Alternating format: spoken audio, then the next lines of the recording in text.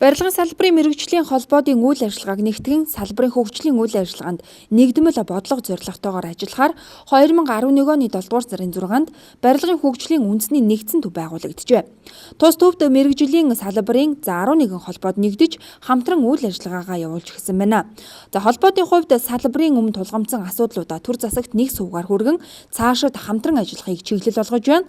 За барилгын салбарын удирдах ажилтны уламжлалт зөвлөгөөн энэ сарын 30-ны өдөр болох гэж байгаа. За зөвлөгөөнөөр шинэ бүтээн байгуулалтын тулгамдж байгаа асуудлууд шийдвэрлэх арга замууд сэдвээр шинэ бүтээн байгуулалт дунд хугацааны зорилттой хөтөлбөр 100 мянган айлын орон сууц хөтөлбөрийг хэрэгжүүлэх хүрээнд барилгын салбарын тулгамдсан асуудлууд түүн дотроо ялангуяа орон сууцны эрэлт нийлүүлэлтийг зохицуулах боломжийн талаар хэлэлцэх гэж байна. За энэ зөвлөгөөний ажил тусгацсны дагуу одоо манай нийгмийн эрэлт хэрэгцээ болсон хамгийн чухал асуудал бол 100 мянган айлын орон сууцны үйл ажиллагаатай холбогдлолтой үзэсгэлэн зохион байгуулах.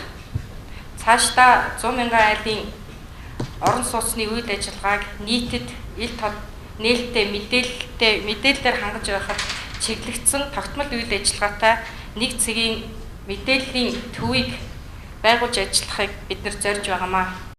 За удирдах ажилтны ээлжит зөвлөгөөнийг өгтөн зохион байгуулагдаж байгаа олон томоохон ажлуудын нэг нь 100 мянган айлын орон сууц хөтөлбөрийг хэрэгжүүлэх талуудын хамтран оролцож байгаа үзэгсэл юм а. Энэхүү үзэгсэлэнд 100 мянган айлын орон сууц хөтөлбөрт хамрагдсан орон сууцны төсөөлөх хөтөлбөр хэрэгжүүлж байгаа хөрөнгө оруулагчид, гүйцэтгэгч аж ахуйн нэгж байгууллагууд болон банк санхүү даатгалын байгууллагууд за мөн 100 мянган айлын орон сууц хөтөлбөрийн ханган нийлүүлэлтийн байгууллагууд хамтран оролцож байна.